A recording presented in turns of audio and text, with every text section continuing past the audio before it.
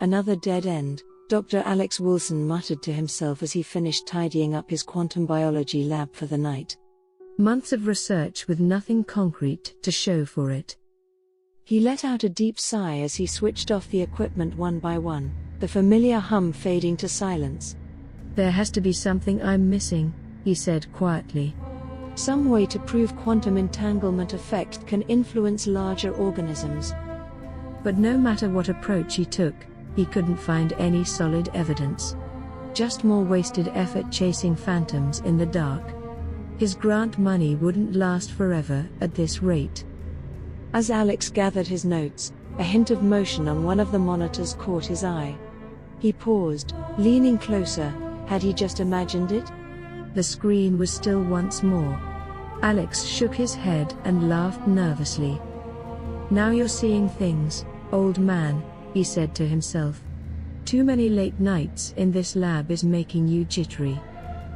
Just as he went to flip off the light switch, the blur flashed again, too quick to fully see, but definitely there. Alex stood frozen, skin prickling. The lab suddenly felt unnaturally cold and quiet.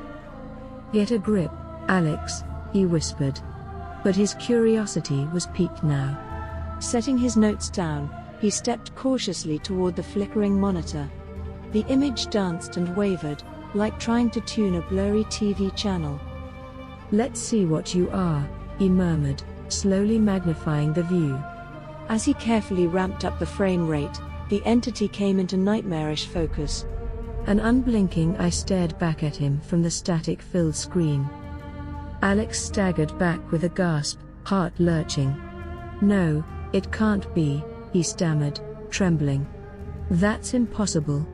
He anxiously rewound and reviewed the footage, frame by agony frame. But there was no denying what he was seeing, some unfathomable creature seemingly inhabiting his lab at a timescale just beyond normal human perception. "Just stay calm, Alex. Breathe," he told himself, even as his mind reeled. He began working feverishly to refine the system's resolution and speed, determined to reveal the entity's presence undeniably.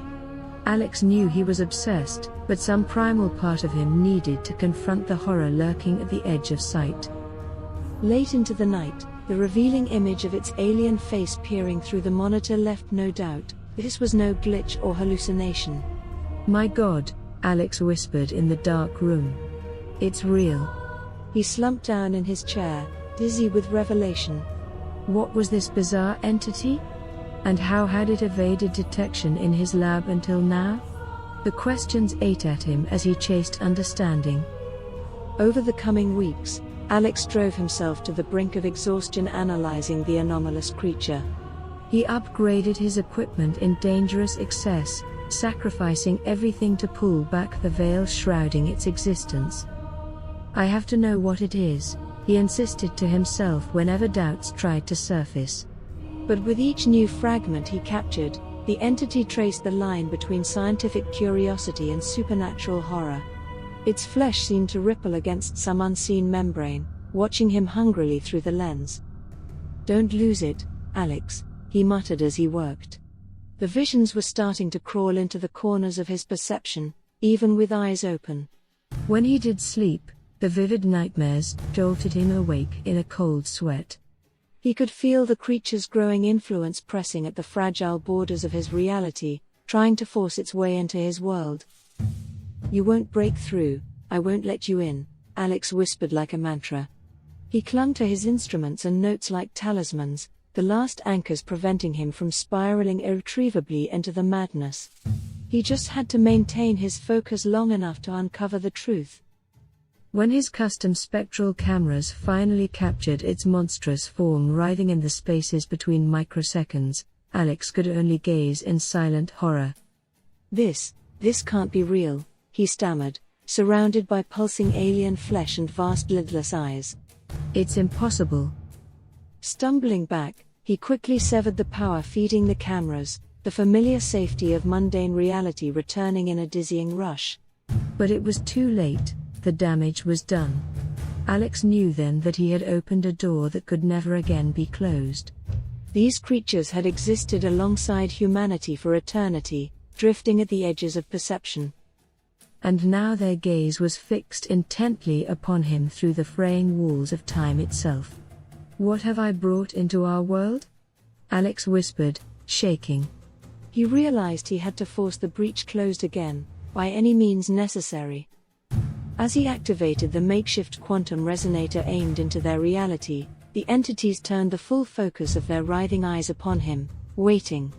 Their world was already merging with his own. "Forgive me," Alex gasped as he fired into their flowing midst. For an instant, reality warped and wavered around him like a heat mirage. Then the quantum veil ruptured in a blinding flash, and the creatures flooded through. "No, no, no," Alex cried, sinking to his knees as the entities swarmed over the lab. Their shrieking and the crashing ruins reverberated painfully inside his skull. In mere moments, the pristine facility was gone, leaving only howling madness he was helpless to escape. As the horde engulfed Alex, he saw beyond the torn veil fully, into the quantum clockwork underlying everything. These entities occupied the infinitesimal gaps of time itself. "We never stood a chance," Alex muttered in resigned awe as they claimed him.